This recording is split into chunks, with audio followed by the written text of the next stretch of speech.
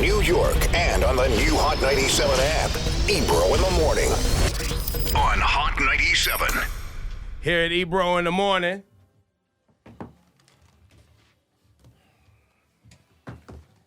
Donnell Rawlings is up here crying and whining about something. Wait, what happened? Hold on, turn it down. Hold on, real quick.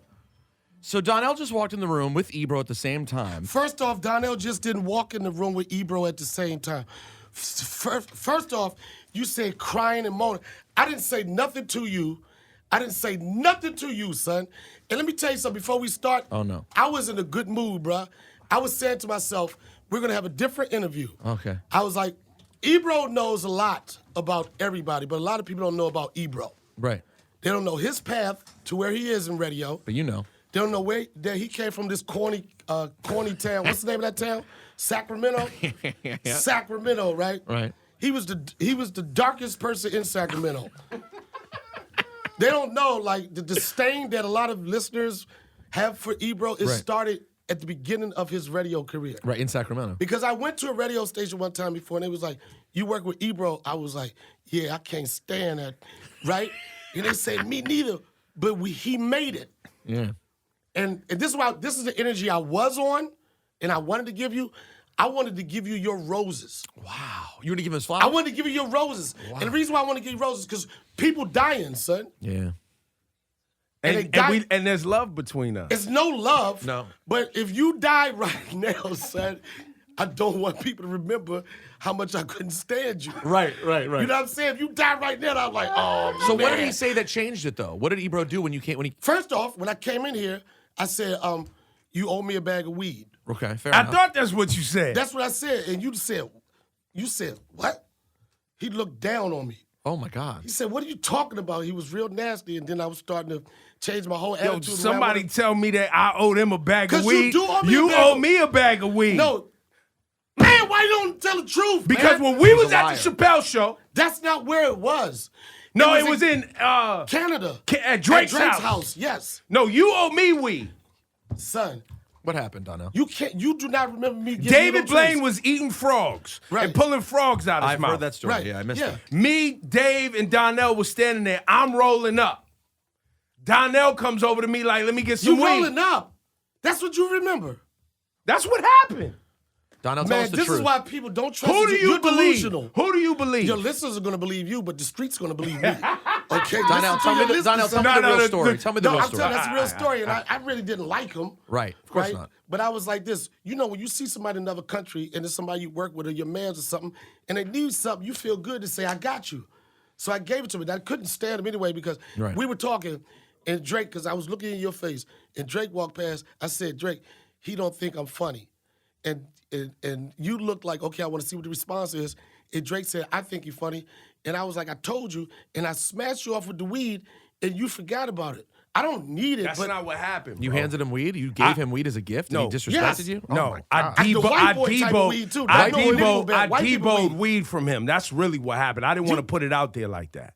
What really happened was he was rolling up weed with Dave. I walked over, I gave Dave a pound, like, what's up, Dave? And I was like, Donnell, give me your weed.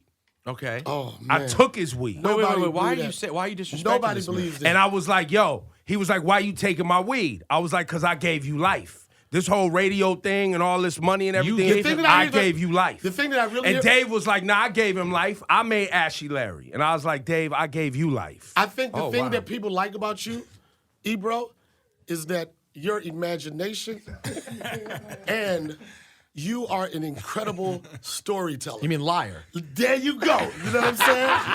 And you That's always what it need a sounds white like. dude. You always need a white dude to make the translation, right? Like, You mean liar? That's what you meant. Yeah. Yeah, okay. And I'm telling you, I wasn't even on it. I was like, man, we go back and forth for years, whatever. I was like, but what people don't know, what they really don't know is like where you came from. And I hate to be on your jock, but like you in radio, you did it. You made Thank it, you, man. man. You know and what in I'm saying? comedy, And the reason why- and in comedy, Right. you did it also. Thank you, too. See, you thought I was going to say you didn't do it, but you did do it. Yo, Matter you of fact, had you to did say it. You had to say it. Because this son. weekend, you got honest. it sold out in Carolina. No. Not just because this weekend in Carolina. It is not sold out. If it was sold out, I wouldn't even be talking to you right now.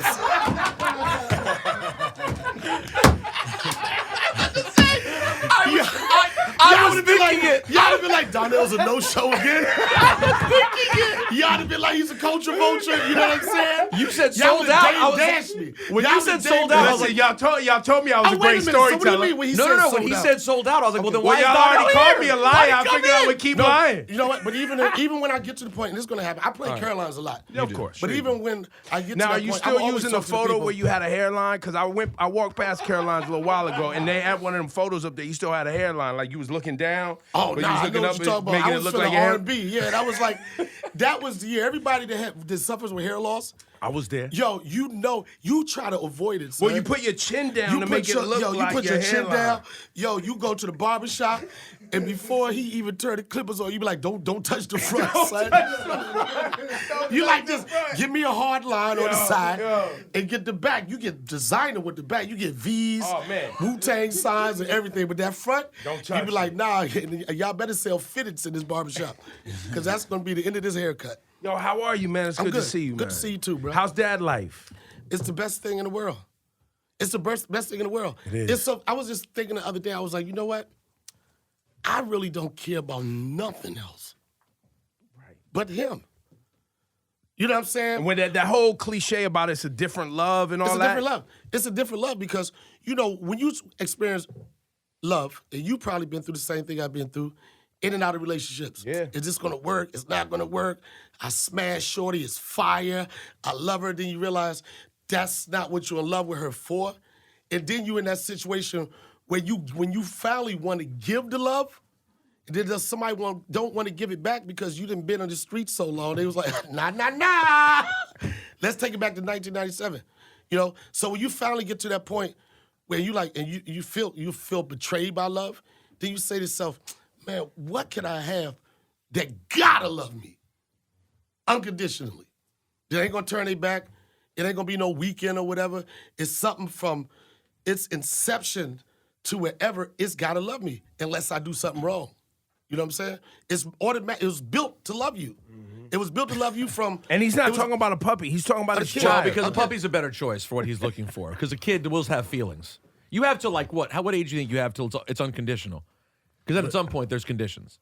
Well, when they turn, when kids get teenagers. Screw you, Dad! It's all Yeah, I over heard the it's place. 13. I heard it's 13. Well, how old is yours again? 4. 4. Oh yeah, you get in a nice spot. Yeah, like today. right Yeah, but now, me and Issa, she's 5. We rocking. Rocking. What I'm saying with this, going back to what I was saying, is like, but when you get to that point, you're like, this is it. That's the no love gonna touch it. And that's how some ruin some relationship. It's crazy. Like you have some people be in relationships with a woman and I love her, and she know that is love, everything, and then you get that baby.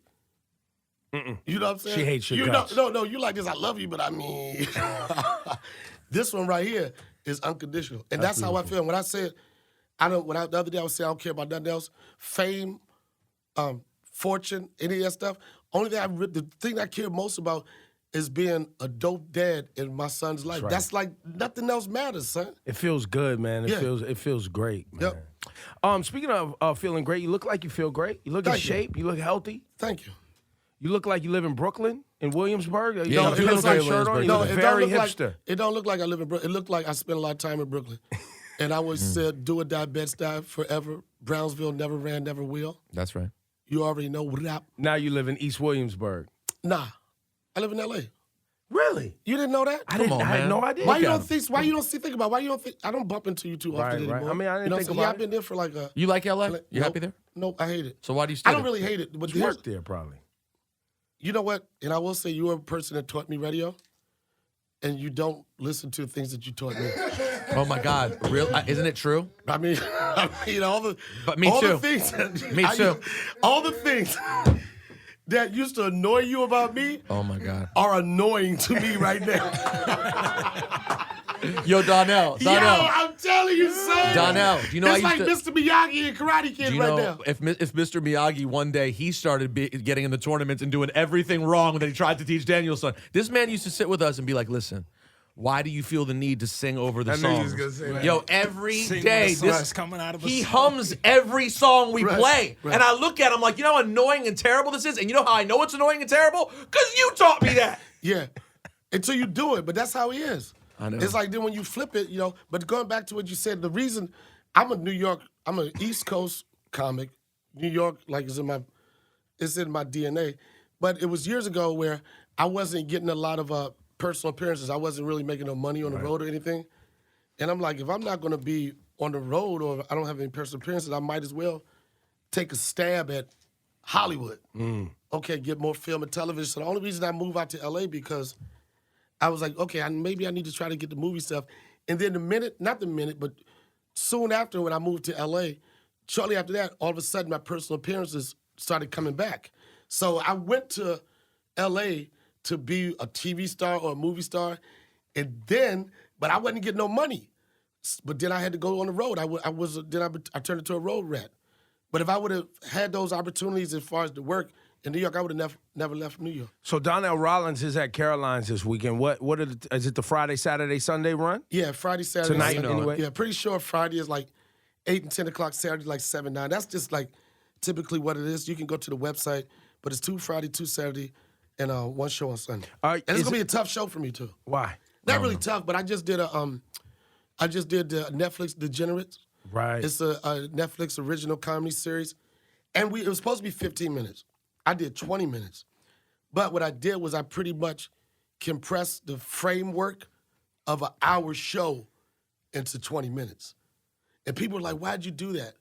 People were like, you should have saved that for your hour. I was like, nobody was offering me an hour. Yo, You know what I'm saying? respect you so much. Somebody said, why you only do 15 minutes for Netflix? I was like, because they only have 15 minutes worth of money for me. Dave just took the whole bankroll. Facts. But the situation was, and like the guy Robbie Praw, he's the one that decides who's going to be on Netflix. It's weird. I've been trying to get a Netflix deal for like 4 years. He's seen me on some high-profile stages. He's seen me at Radio City Music Hall. He's seen me kill a crowd. But he wasn't giving me a special. And I asked him one day, I said, Robbie, what do I need to do, or how do I position myself to have a better conversation with you? You know what I'm saying? Like, I ain't say, yo, hook me up, but what do I need to do? You see what's up. And he looked at me, he said, Donnell, you one of the funniest guys out there. But he said, you got to understand this, and I love you, man. You got to understand this. We tell people no every day. That's his job.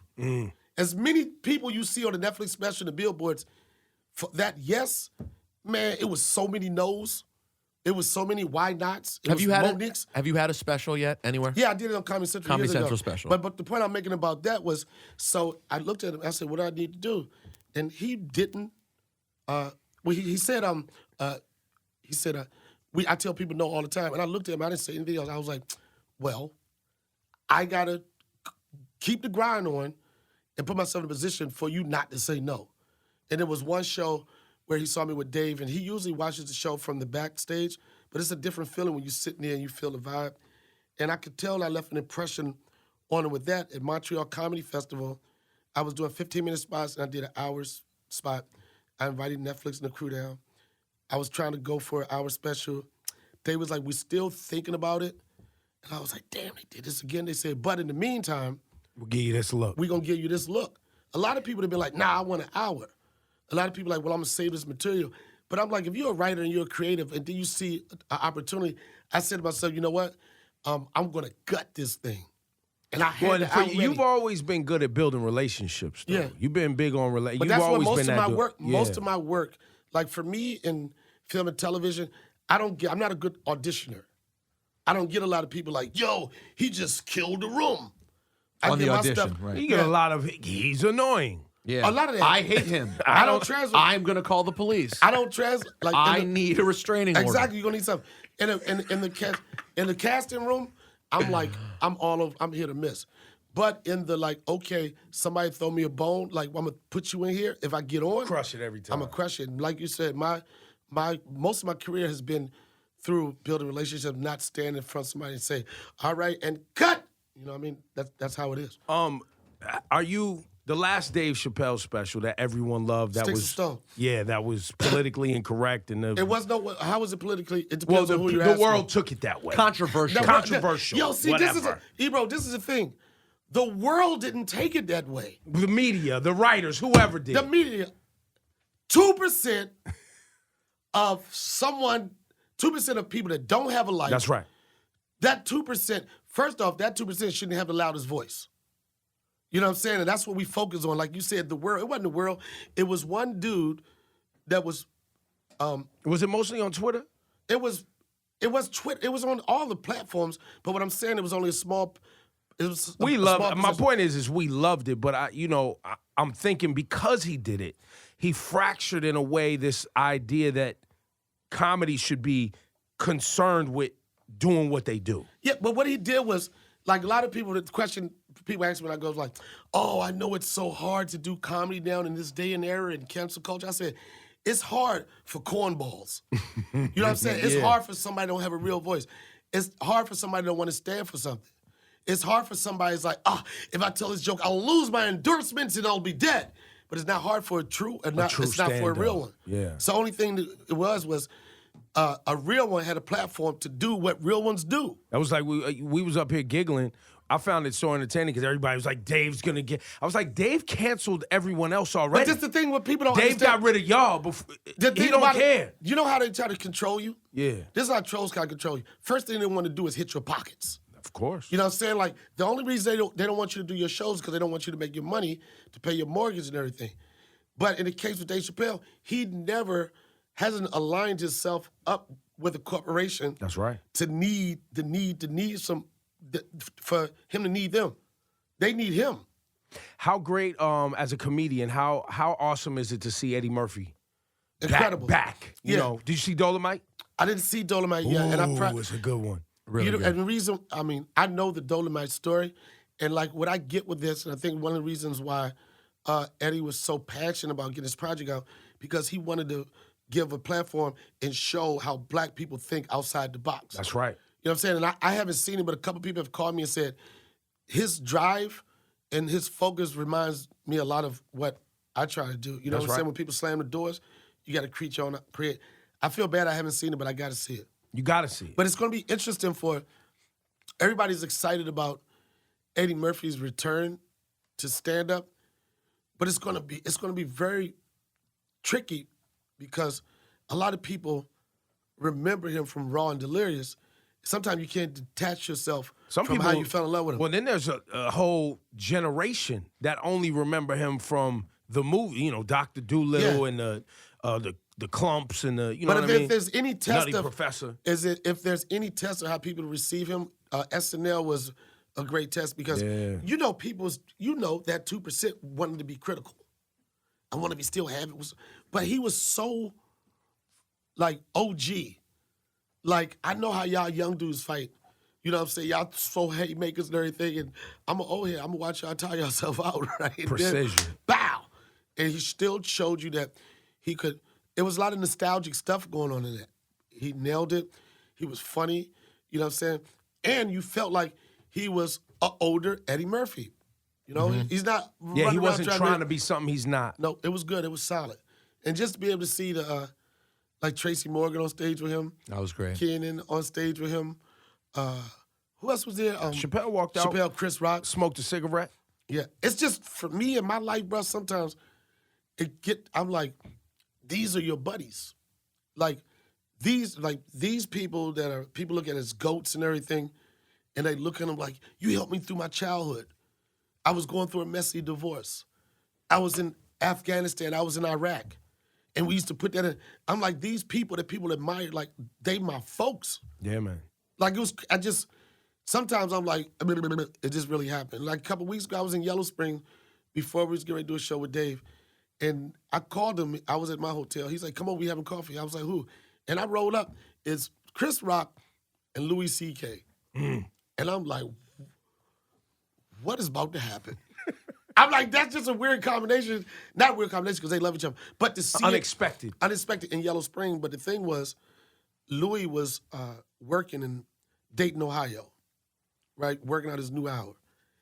And I tell you, I watched that Louis' new hour in an audience of Trumpers, pretty much all Trumpers. It was all Make America Great Again's in there. MAGA maniacs. Yep, it was like, me and Dave and Chris probably the only black people in that whole goddamn building. But to watch a comedian that's people that came at, was at the highest level you can be, some people want to say, and the fall, and then to see him do what real comedians do is when it's in your face, I got to just work with it. People love a comeback story. Yo, man. So are people getting into that comeback? You know what? This is my thing with it. I don't think it's a comeback because he never left. You know, like this is what people understand. Certain comedies, you're like, well, I don't see him on TV. And then also you start seeing them, and then you're like this, oh, that was a great comeback. No, sometimes people just say, I don't want the TVs, I don't want the camera. I'm going to do the stand-up. I'm going to do stand-up. Even with Louis C.K., people's like, oh, my God, what is he going to do now? His career is over. I was like, dude is 50 years old. He been rich probably for, like, a lot of money. You know, some people, once you buy all the things you want to buy, money don't mean nothing. Mm-hmm. You can do anything you want. And then you're doing these TV shows, but they take that away from you. But the thing that supported all of that, the thing that got you the house, the thing that got you these relationship TV shows, you go back to that. So they don't come back. Somebody said, what is he going to do? I was like, man, first off, nobody's going to, he's not going to stop selling tickets. His fans are his fans. That was proven in Dayton. Say he's going to do something, he's going to do stand-up, and eventually, when people get over it, they're going to be like, you're going to respect the person for what he does. And I'm telling you, that hour he has there, I was like, wow. It's like, you know how you be around somebody and you think you're good at it, and then they do something? Does he address the stuff that's been going on? 100%. But he addresses it not like no Q&A. No, he's in total, the thing that I liked about it, he's in total control of the conversation. He's in total control of the narrative. You can't take a snippet out of live stand-up. You can't take, well, this person said that. It's reality. And by no means the things that people say that he did or whatever, I'm not dismissing any of that. But as an artist and how you work something and being yourself and free, it's so hard for comics to get to a point where they just their true, honest self on stage. Well, because stand-up comedy, you know, is a very scary business, right? Yeah. And it's one of those businesses, you guys tour the country for, you know, years on end, putting yourself out there, good nights, bad nights, you know, hopefully more good than bad. 100%, hopefully. Hopefully more. But right. Even if we start getting 50-50, you be like, man, what I go to college for? You start thinking about that. But you feel me? Like, it's a tough business. It is. And so to be doing it like Louis C.K. has been doing it, or yourself or Chappelle or the greats have been doing it for 25 plus years, right? You get comfortable. You're not afraid. And, you know, if your life catches up to you, the bad things in your life catch up to you, and you lose a TV deal or an endorsement or whatever, yes, you still have that fact that you can grind and sell tickets. The thing that whatever happens from here on in my career, whatever, I was like, I just feel blessed that I'm at the point in my career where if you put my name on the marquee, that I could generate some money. That's it. That's it. And we always like, what do you... Take care of your son. So, this older comic years ago told me, people always say, what is your dream in comedy? What is your dream? What do you want to get to? What is your dream? And she said, Donnell, we're living the dream. She said, we already living in the dream. To be able to control your own hours and basically work for yourself, live your best life off of God-given talent. That is the dream. Now, you can put some other stuff on top of it. But you look at somebody like Larry David. Rosenberg, you was breaking down Larry David, you know, his path. I mean, he got famous, what, at 50? Yeah, he got successful at 40. He started finding success at 40. And then he got famous when he started his show in his early 50s. Right. So the comedy run can be so different. It can be different, and I'm telling you, I mean, and this is not racial thing, but white people and white comedians, to me, usually find another lane other than being a superstar. You know what I'm saying? Like on the black side of it, I feel like everybody, when they come to the game, they want to be a star. They want to be a household name. But white dudes, for some reason, they might start off with that, but then if it started getting too tough, then they be like, wait a minute, this is where the Jew come in. I won't be the greatest comedian, but maybe I could be the greatest club owner. A perfect example of that, Chris Mazzilli, he owns Gotham Comedy Club. A lot of people don't know that he started as a comedian, and he was okay funny, and he would admit it himself. He was okay funny, but then I know he sat down and he was like, man, I'm seeing this struggle of these guys getting to make this amount of money. I'm not with it. It's a 15 years. How about this? Why don't I open up a comedy club and perform whenever I want? And that's what it was, and I saw him take his brand from the small spot he had on like 22nd Street, it was a really small spot, to the one on like 21st, there's a bigger spot. I seen this turn his brand into just a comedy club, to a television production company, to an artist management joint, and he found another lane inside of comedy. He made it work for him. Like you said, everybody's path isn't the same, but you can make opportunities. Donnell Rawlings is his name, man. It's good to see you, bro. Thank you, sir. Go get them tickets, man. He's at Caroline's this weekend. And I've started a new thing. I ventured into the podcast world. Okay. Here we go. I have a podcast called The Donnell Rawlings Show. It's I'm 6-7 episodes in, and people been, because, you gave me a job here, and everybody's like, well, you need to get back in radio. And I was like, there's not too many opportunities in radio anymore. Everybody was like, start a podcast. There it is. And I started it, and I like it, son. Of course you do. It's You cool. got that It's bug. fun. Yeah. You get to say what you want to say. Not for nothing, I know a lot of people get pissed at you. A lot of people can't stand you. A lot of people. You're a lot, big number. But I know the trials and tribulations. I know the hustle, and I respect the fact you came from a place of a small market, and you came up here and you became a force. So your roses are given to you right now. Oh, So man, beautiful. appreciate those roses, but I'd rather have that weed that you owe me. You know what I'm saying? God, I know it. Have You know fun. what? Brothers can't take Time. nothing sensitive, so he's about to cry. So you gotta